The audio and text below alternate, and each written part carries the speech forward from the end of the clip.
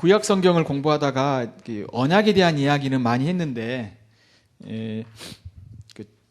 좀 정리할 필요가 있어서 언약 공부를 좀 하겠습니다. 오늘은 좀 구체적이 살펴보기보다도 언약에 대해서 이제 개괄만 하겠습니다.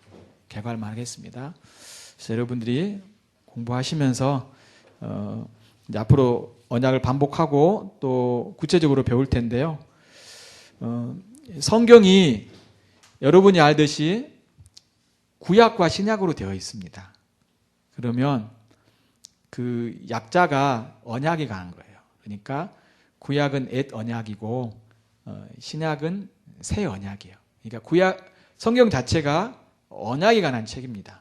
그래서 언약을 알아야지 여러분이 성경을 이해할 수가 있어요. 그래서 오늘은 이 언약을 쭉 한번 개괄적으로 한번 살펴보도록 하겠습니다. 그래서 여러분들이 잘 기억하시고 따라오셔야 됩니다. 예, 반복할 테니까 여기서 다 끝낼 거 아니니까요. 여러분들이 보셨으면 좋겠습니다. 최초의 언약은요, 어떤 언약이라고 하냐면 구속 언약이라고 합니다.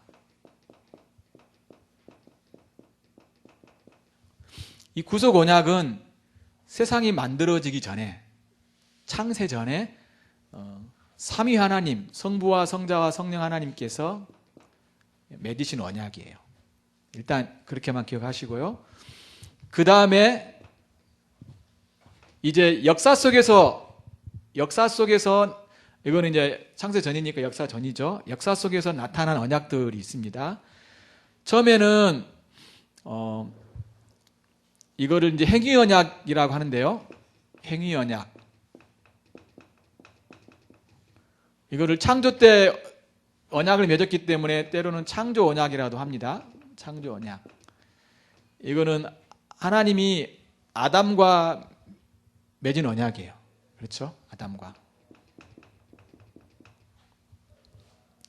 그리고 이제 타락하게 되죠. 아담이 죄를 짓게 됩니다.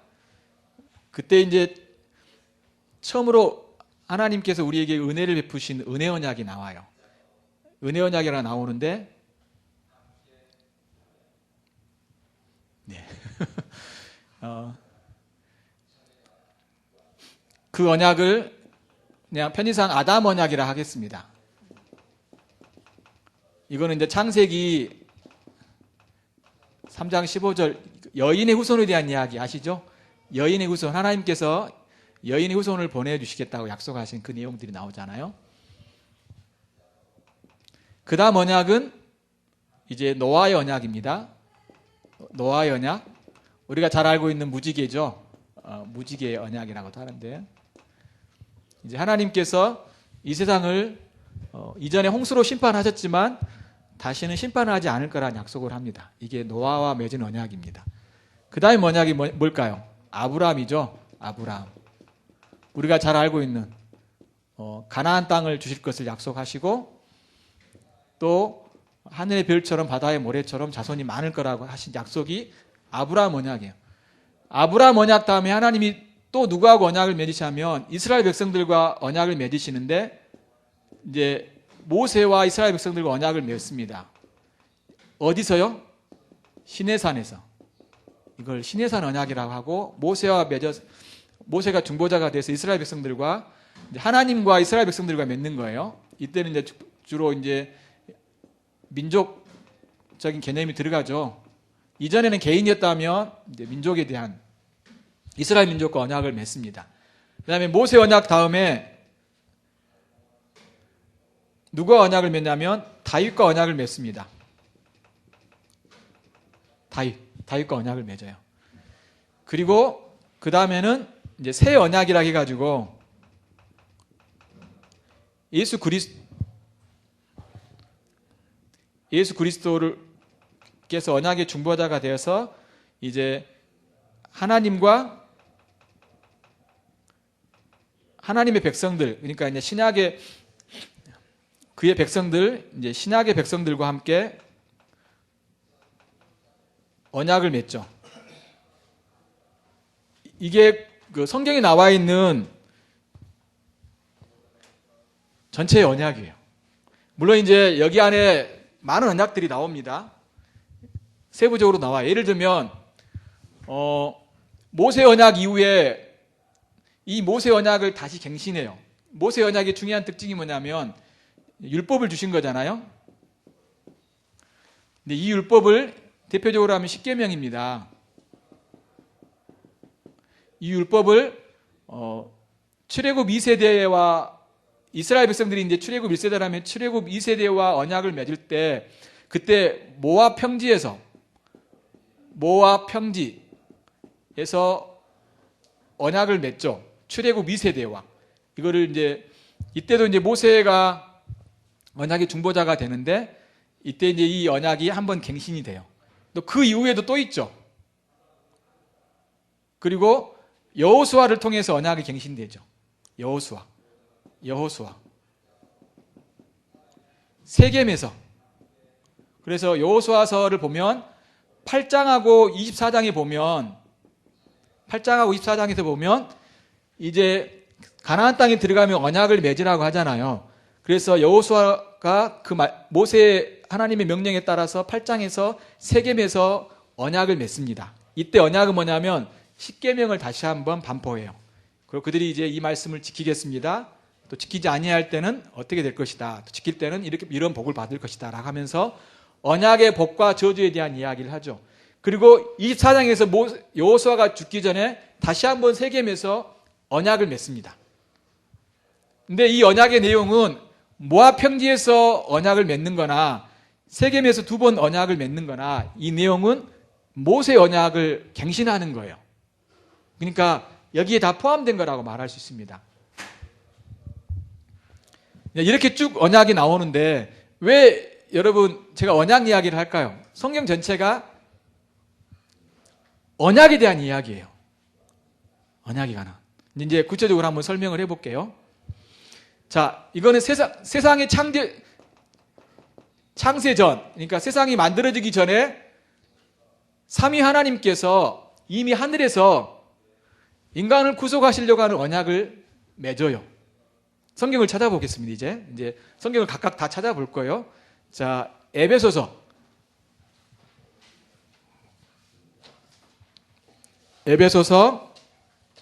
신약성경 에베소서 1장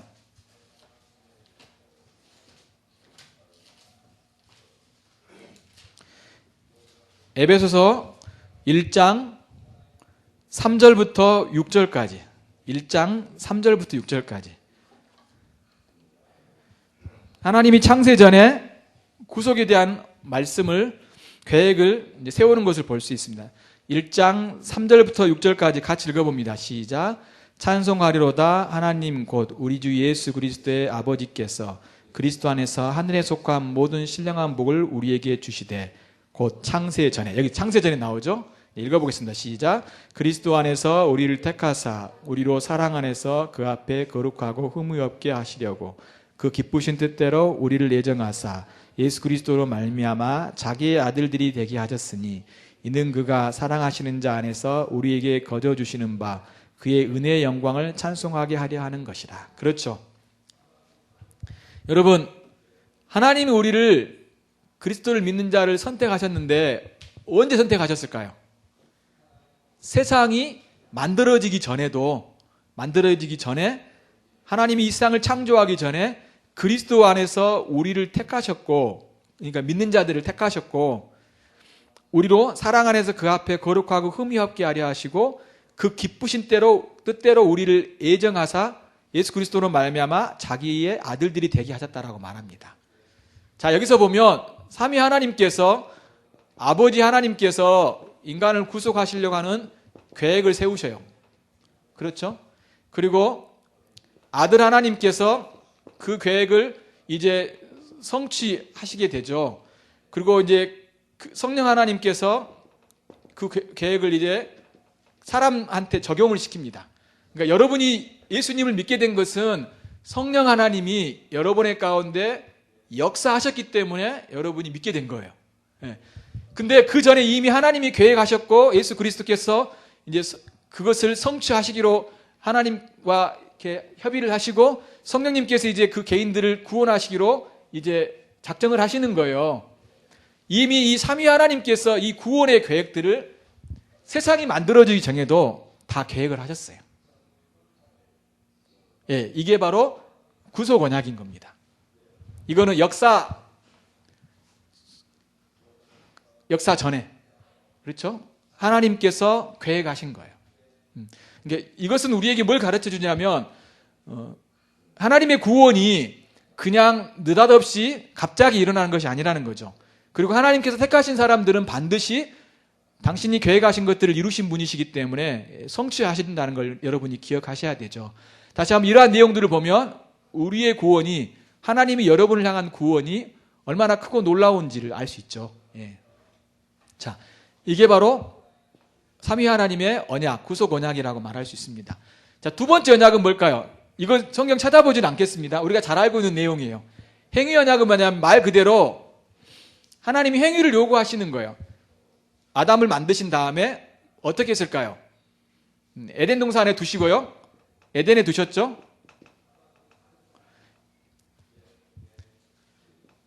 아담을 두시고 이 에덴에서 하나님이 아담에게 명령하신 게 있죠. 예. 선악을 알게 하는 나무의 열매를 먹지 말라. 먹으면 너가 반드시 죽을 것이다 라고 말씀하셨죠. 예. 이거는 하나의 율법이에요. 그렇죠? 그 당시에 하나님 주신 법은 딱 한 가지밖에 없었어요.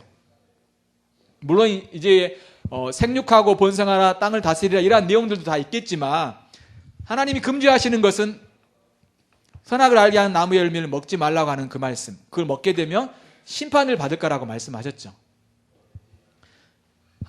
이것을 행위를 요구하셨어요. 그래서 행위 언약이라고 이야기를 합니다. 그러면 아담과 또 그 하와와 그리고 그 후손들이 이 에덴 동산에서 하나님 나라 안에서, 천국 안에서 계속해서 살기 위해서는 어떤 말씀에 순종해야 될까요? 그렇죠? 선악을 알게 하는 그 나무의 열매를 안 먹고 하나님 말씀에 순종하고 안 먹는 거죠. 그럼 하나님 말씀에 계속해서 순종하게 되면 어떻게 될까요? 하나님 나라 안에, 천국 안에서 계속 살게 되는 거예요. 선악을 알게 하는 나무 열매, 그 열매가 이런 것들이 중요한 것이 아니라 하나님이 아담과 하와에게 하나님이 법을 주셨다는 거죠. 법을 주셨다는 겁니다. 그래서 아담이 이 법을 지키면 생명, 영생을 계속해서 누리는 삶을 살게 된다는 거죠. 그런데 어떻게 됐습니까? 네, 타락하게 되죠. 이 율법을 불순종하게 돼요. 불순종.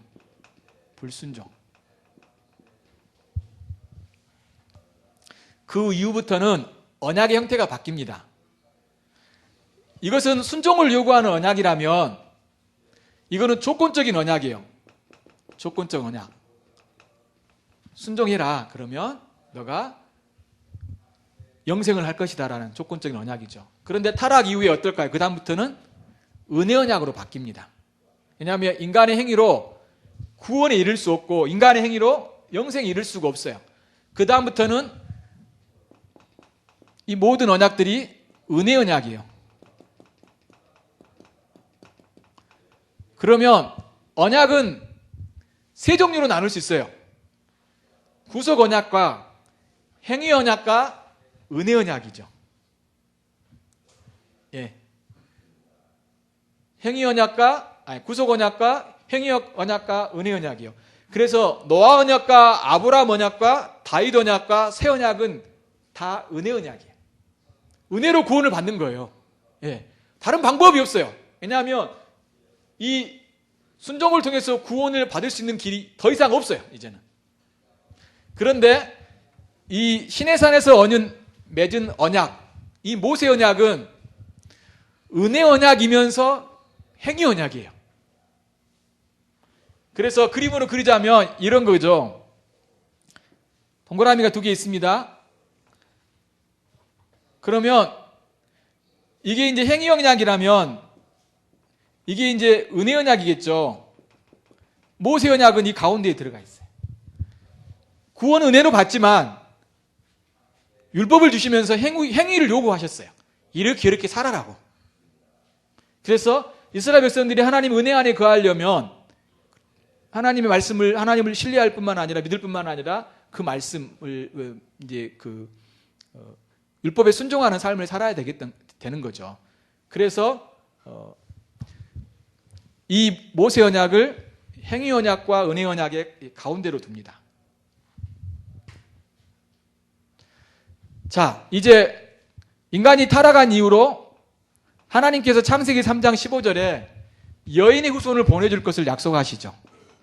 여인의 후손. 그 다음에 이제 여인 후손과 뱀의 후손이 나오죠. 어떻게 하시겠다겠죠?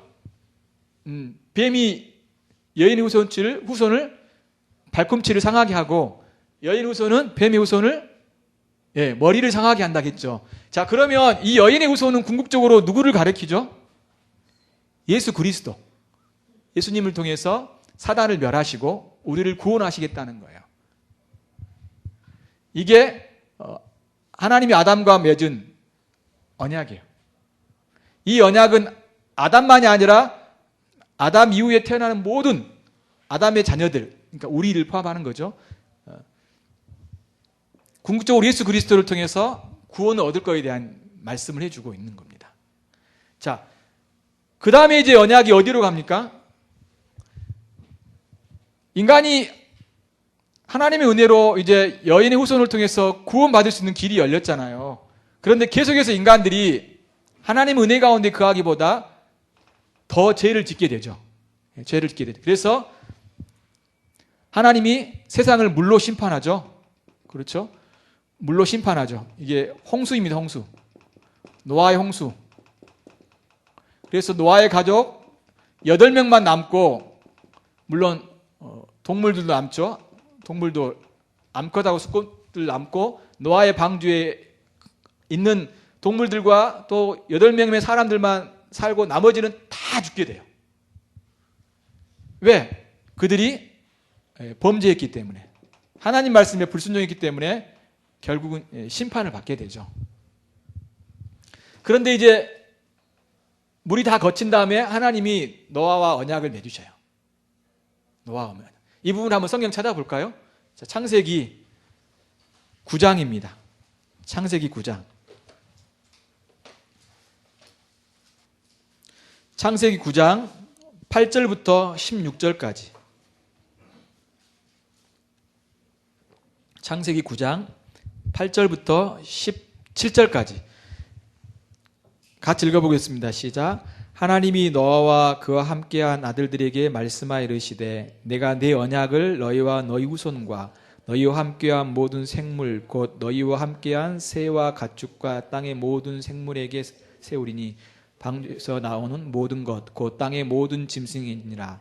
내가 너희와 언약을 세우리니 다시는 모든 생물을 홍수로 멸하지 아니할 것이라. 땅을 멸할 홍수가 다시 나지 아니하리라. 하나님이 이르시되 내가 나와 너희와 및 너희와 함께하는 모든 생물 사이에 대대로 영원히 세우는 언약의 증거는 이것이니라. 내가 내 무지개를 구름 속에 두었나니 이것이 나와 세상 사이의 언약의 증거니라. 내가 구름으로 땅을 덮을 때 무지개가 구름 속에 나타나면 내가 나와 너희와 및 육체를 가진 모든 생물 사이에 내 언약을 기억하리니 다시는 물이 모든 육체를 멸하는 홍수가 되지 아니할지라.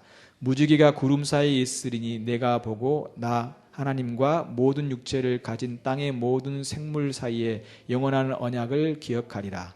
하나님이 노아에게 또 이르시되 내가 나와 땅에 있는 모든 생물 사이에 세운 언약의 증거가 이것이라 하셨더라. 그렇죠. 노아 언약을 맺죠. 이 언약의 내용이 뭡니까? 다시는 세상을 물로 심판하지 않겠다라고 말해주고 있어요. 그러면 이 노아의 언약은 은혜의 언약이기도 하지만 구속과 관련된 언약이기보다도 인간을 구원하기를 언약이기보다도 좀 일반 은혜의 언약과 연관이 있어요. 하나님 이 세상을 멸망시키지 않는 이유는 뭘까요? 이 노아와 맺은 언약 때문에 그래요. 더 이상 이 세상이 자연재해로 이 지구가 멸망할 일은 없습니다. 불로 심판한다 그런 거 없어요. 이 지구 자체가 멸망되지 않아요. 멸망되지 않습니다. 왜냐하면 하나님 이미 노아의 언약에서 말씀하셨어요. 자연재해를 통해서 하나님이 세상을 심판하시지 않아요. 이런 사회 질서라든가 자연을 하나님께서 보호하시겠다고 말씀하셨어요. 그래서 이거를 보존 언약이라고도 해요.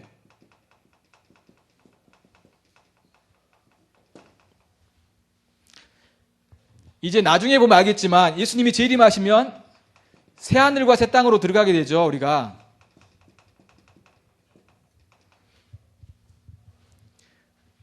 예수 그리스도의 죽으심을 통해서 이제 사람만이 아니라 이제 이 노아의 언약이 성취가 되거든요.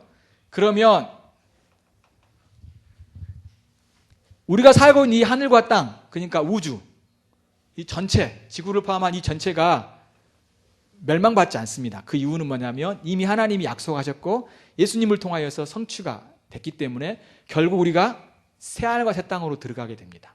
그러니까 세상이 완전히 세상이 완전히 멸망한 다음에 새로운 어떤 새 하늘과 땅이 아니라 이 새라는 말이 우리가 배웠듯이 리모델링이 아니라 재건축이 아니라 리모델링이란 말이에요. 그러니까 하나님 만드신 이 창조 세계가 다 없어진 다음에 새롭게 하늘과 땅이 만들어지는 것이 아니라 하나님이 갖고 있는 이 세상, 우리가 살고 있는 하늘과 이 땅, 이 우주 전체가 기존의 것이 유지되면서 아주 새롭게 바뀌는 거예요. 다 없어지는 것이 아니라. 저번에 제가 말씀드렸죠. 우리가 하늘나라라고 한다면 늘 우리가 어떤 생각을 하냐면 이 땅은 생각을 안 해요. 땅은. 여러분 우리가 천국 가면 하늘나라로 간다고 하잖아요. 원래 의미는 하나님의 나라거든요. 하나님의 나라는 땅이 있어요. 여러분이 만약 물론 죽어서 하늘나라, 하나님이 계신 곳에 갈 때는 우리의 영혼만 있지만 그 영적인 곳이지만 영원한 곳이기도 하죠. 그런데 이제 예수님이 재림하셔서 새롭게 하실 그 땅은 새 하늘과 새 땅이에요.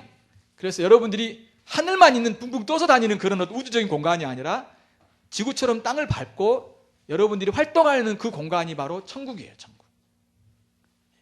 그러니까 여러분이 천국에 대한 생각을 바꿔야 되지. 우리가 살고 있는 이 공간, 이 우주가 새 하늘과 새 땅으로 바뀌어서 하나님과 함께 살게 되는 거죠. 그런데 그것은 이미 하나님께서 노아의 언약에서 말씀하셨고 그리고 예수 그리스도를 통해서 이제 성취가 되는 거예요. 주님이 구속하시지 않으면 이 새 하늘과 새 땅이 우리에게 오지 않잖아요. 자, 이제 노아 언약 다음에 어떤 언약일까요? 아브라함의 언약이죠. 아브라함 언약. 자, 이건 우리가 너무 많이 들었죠. 아브라함 언약. 창세기 12장, 15장, 17장 보면 이 아브라함의 언약에 대한 내용이 쭉 나옵니다. 한번 성경 찾아보겠습니다. 창세기 12장. 몇 장 더 넘겨볼까요? 창세기 12장.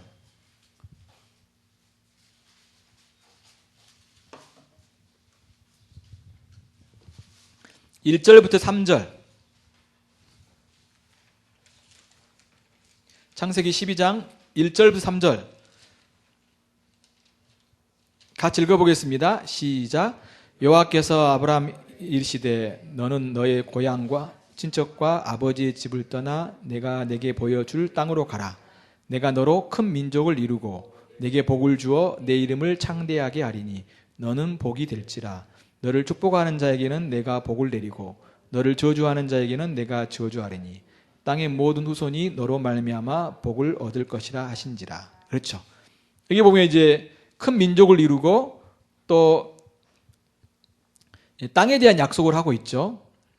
그래서 땅의 모든 족속이 너로 말미암아 이제 복을 얻을 것이다라고 말씀해 주고 있습니다. 그리고 이제 창세기 15장에도 가면요. 그 내용이 나와요.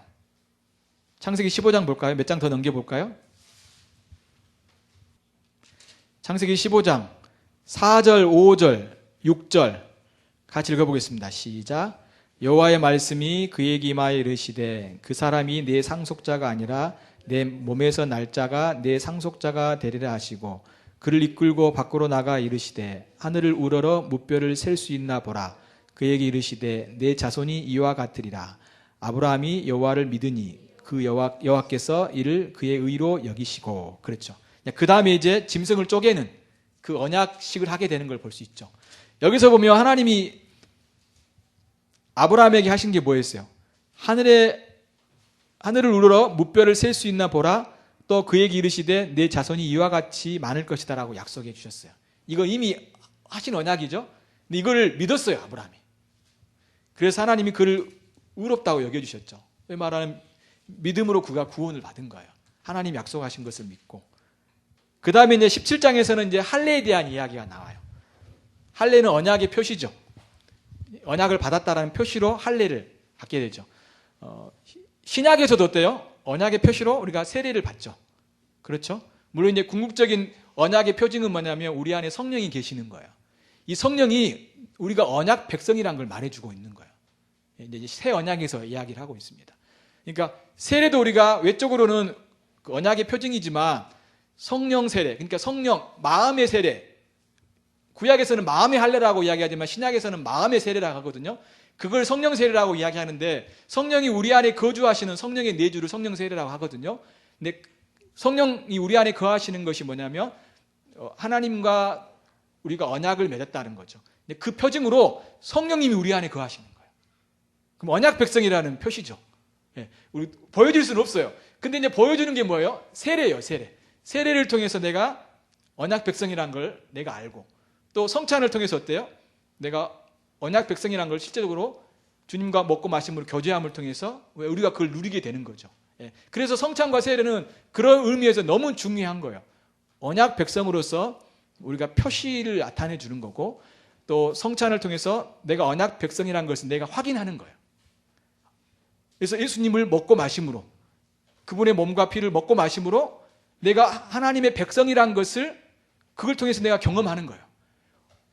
이스라엘 백성들이 언약을 맺은 다음에 어땠어요? 언약 식사를 했잖아요.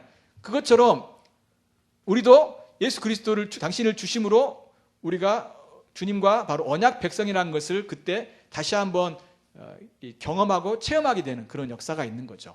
그러면 성찬은 굉장히 중요한 의식이지 그냥 이렇게 그냥 어떤 하는 그런 예식이라고 말하지 않는 겁니다. 자, 이렇듯 여기까지 이제 아브라함의 언약이 있어요. 아브라함 언약을 특별히 쓰진 않았습니다. 창세기 12장과 15장과 17장을 여러분들이 한번 보시면 돼요. 자, 그 다음에 이제 마무리하도록 하겠습니다. 이제 모세 언약이 나옵니다. 모세 언약이 나와요. 이것은 찾아보진 않겠어요. 출애굽기 19장부터 24장까지를 여러분이 보시면 특별히 시내산에서 율법을 받죠. 십계명을. 그리고 이스라엘 백성들에게 십계명을 선포하고 그리고 이제 20장 후반절부터 혹은 21장부터 24장까지는 그 십계명을 좀 더 구체적으로 설명해 놓은 언약의 문서가 나와요. 쭉. 하나님을 어떻게 예배하고 이스라엘 백성들을 어떻게 살아야 될지 하나의 이스라엘 백성들에게 법으로 주셔요.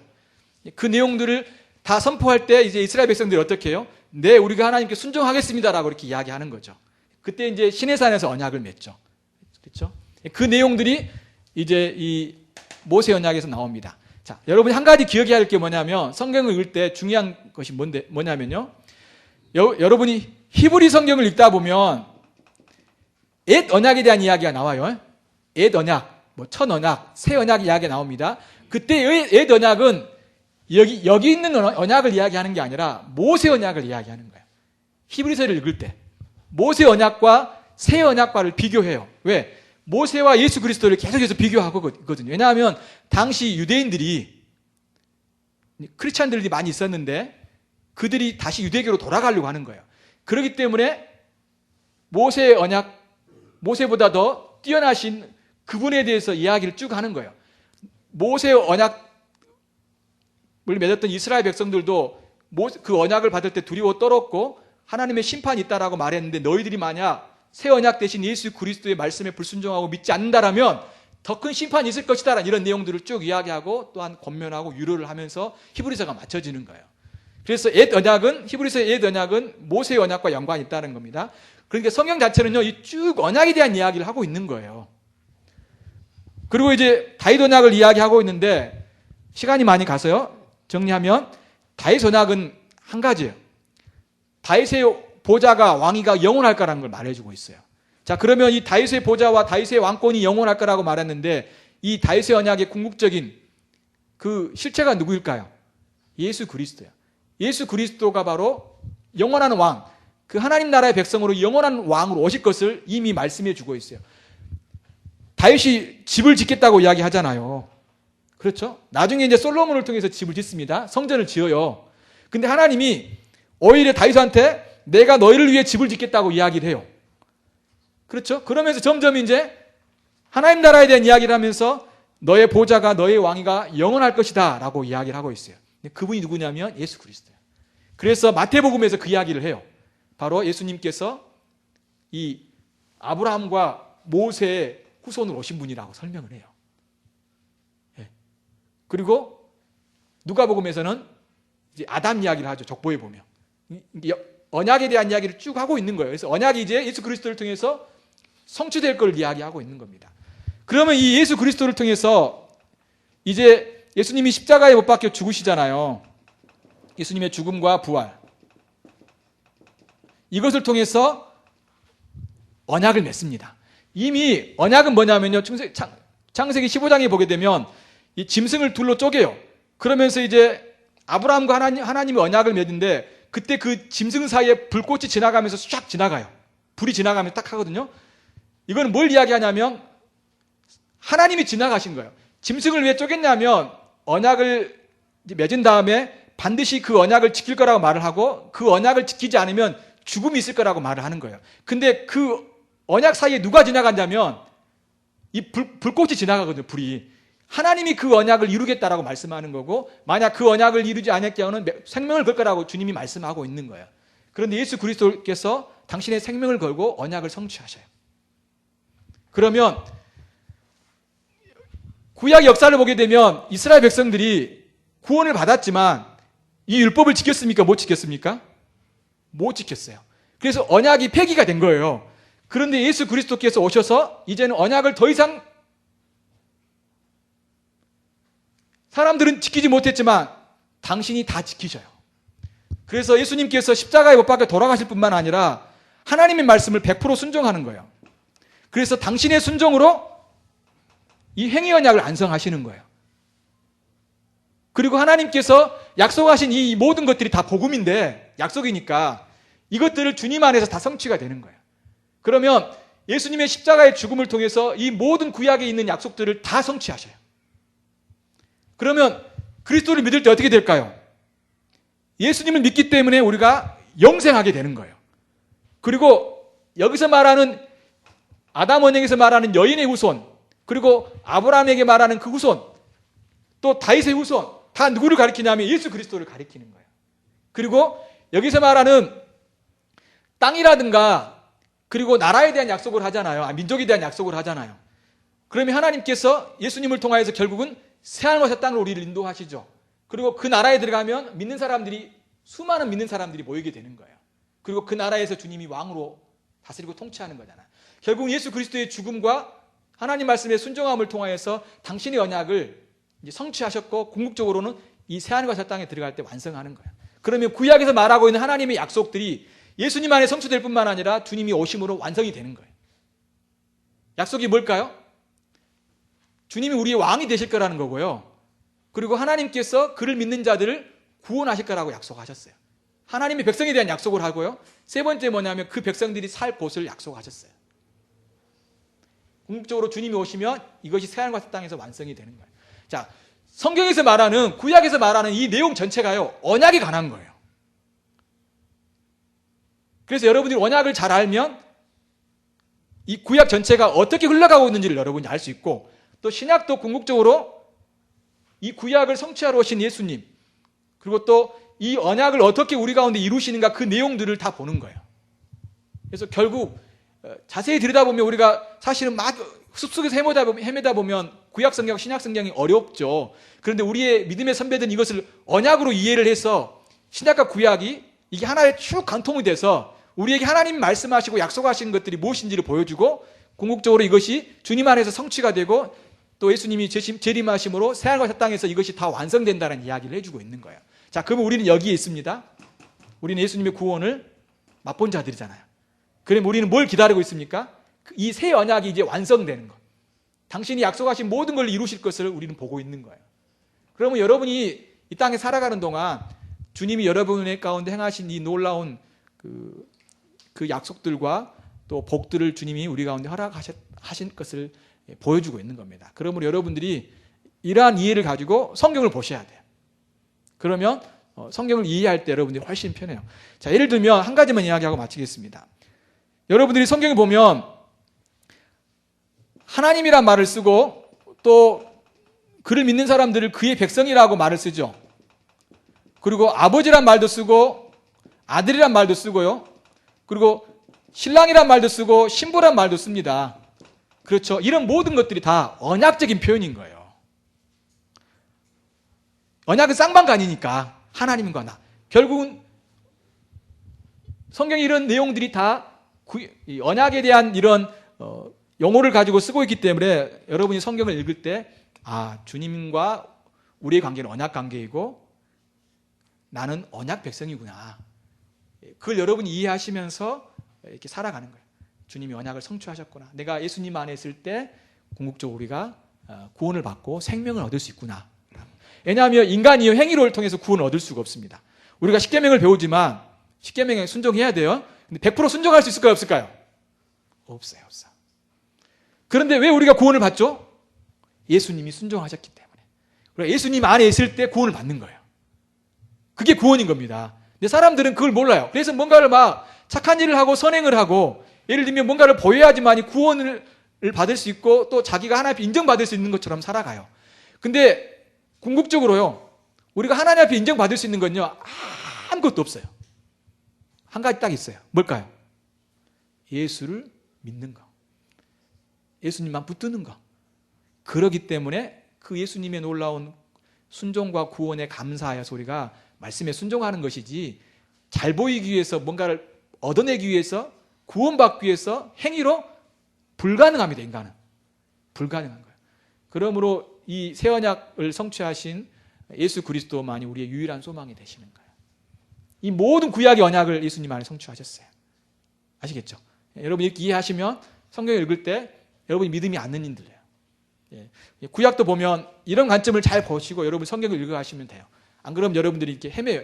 예를 들면 구약 보면 막 순종하라고 요구하잖아요. 막 심판 이야기 나오잖아요. 그럼 막 두려워 떠는 거예요. 내가 불순종했는데 나는 심판받을까? 막 천국까지 못할까? 그런 말씀이 아니라는 거죠. 우리 예수님 붙들 때 우리가 말씀에 순종해야 되지만 또 말씀에 순종하지 않을 때 하나님이 우리에게 징계를 하시지만 다시 회개하고 주님을 붙들 때 우리가 어때요? 그 믿음 안에 있기 때문에 구원을 얻는 거예요. 근데 이제 이런 이해를 갖지 못하면 사람들이 계속해서 어떤 행위, 어떤 자기 의, 자신의 행동을 더 이렇게 바꾸려고 노력하는 것 같아요. 그런데 그런 것보다도요, 우리가 끝까지 예수님을 붙드셔야 돼요. 붙들기 때문에 우리가 말씀에 순종하려고 하는 거죠. 이해하셨죠? 그렇게 여러분이 믿고 섬기시면 이 언약에 대해서 이해하시면 훨씬 더 성경을 또 여러분들이 좀 바르게 이해할 수 있고 또 큰 틀 속에서 여러분들이 볼 수 있습니다. 시간이 가세요. 제가 기도하고 마치겠습니다. 하나님 아버지, 하나님의 말씀은 주님께서 언약하신 내용들을 우리에게 보여주셨고 또 예수님을 통하여 성취하시고 또 궁극적으로 완성하신 것들을 보여주는 내용입니다. 우리가 이렇게 하나님이 이미 창세전에 약속하셨고 또 그것들을 이루어가시는 또 성취하시는 하나님의 손길을 보면서 우리가 끝까지 예수님을 믿고 신뢰하며 그분만을 붙드는 우리의 신앙이 되도록 역사하여 주시옵소서. 예수님의 이름으로 기도하옵나이다. 아멘.